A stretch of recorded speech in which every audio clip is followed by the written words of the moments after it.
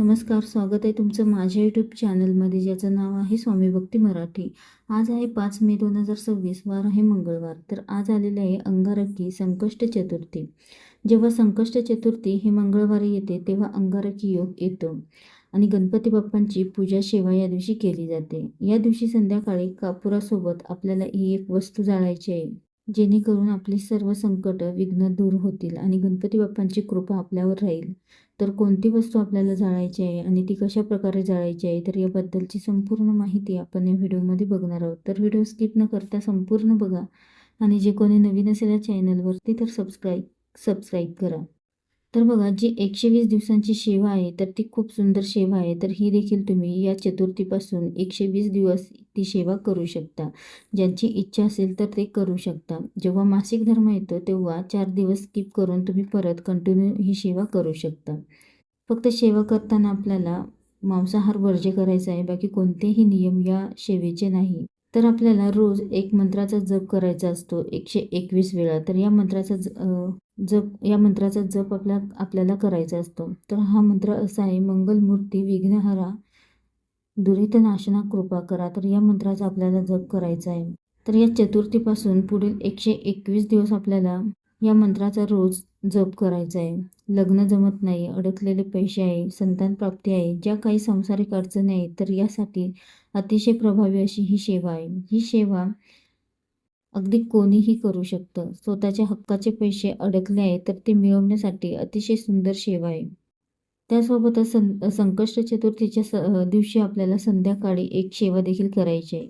तर आपल्याला यासाठी खोबऱ्याचा तुकडा एक घ्यायचा आहे आणि तो खोबऱ्याचा तुकडा एका प्लेटमध्ये आपल्याला ठेवायचा आहे.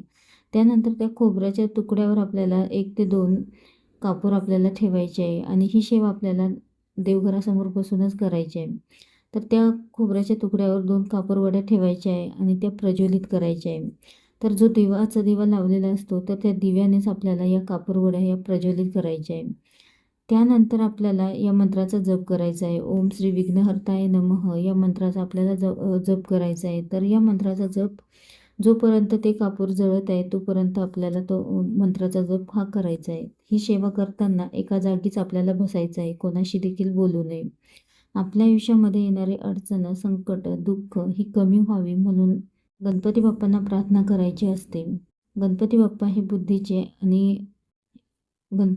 बुद्धीचे देवता आहे, विघ्नहर्ता आहे आणि नक्कीच ते आपली मदत करत असतात. त्यानंतर ते खोबरं आपल्याला निर्माल्यामध्ये टाकून द्यायचं आहे. अतिशय सोपी आणि साधी ही सेवा आहे. तर नक्कीच तुम्ही आज संध्याकाळी चतुर्थीला ही सेवा करा. तुम्हाला मासिक धर्म असेल तर तुम्ही करू नका. घरातील कोणालाही तुम्ही ही सेवा करायला सांगू शकता. मासिक धर्म असेल तर तुम्ही फक्त ओम गण गणपते नमः या मंत्राचा जप करू शकता आणि ही सेवा अगदी कोणीही करू शकता.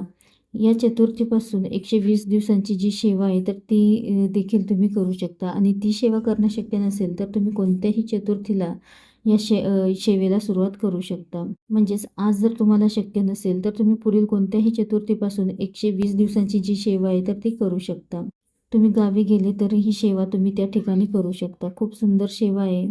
त्यासोबतच या दिवशी गणपती अथर्वशीर्ष हे आपल्या मुलांकडनं पठण करून घ्यायचं आहे किंवा गणपती स्तोत्रम देखील तुम्ही पठण करून घेऊ शकता किंवा मुलांना जवळ घेऊन तुम्ही बसा आणि तुम्ही पठण करा आणि त्यांना ऐकायला सांगा. अतिशय सुंदर अशी सेवा आहे. तर नक्कीच तुम्ही आपल्या मुलांसाठी, त्यासोबतच आपल्या घरामध्ये नकारात्मकता असेल ती दूर जाण्यासाठी आणि आपल्या सांसारिक अडचणी कमी होण्यासाठी ही सेवा नक्कीच करून बघा.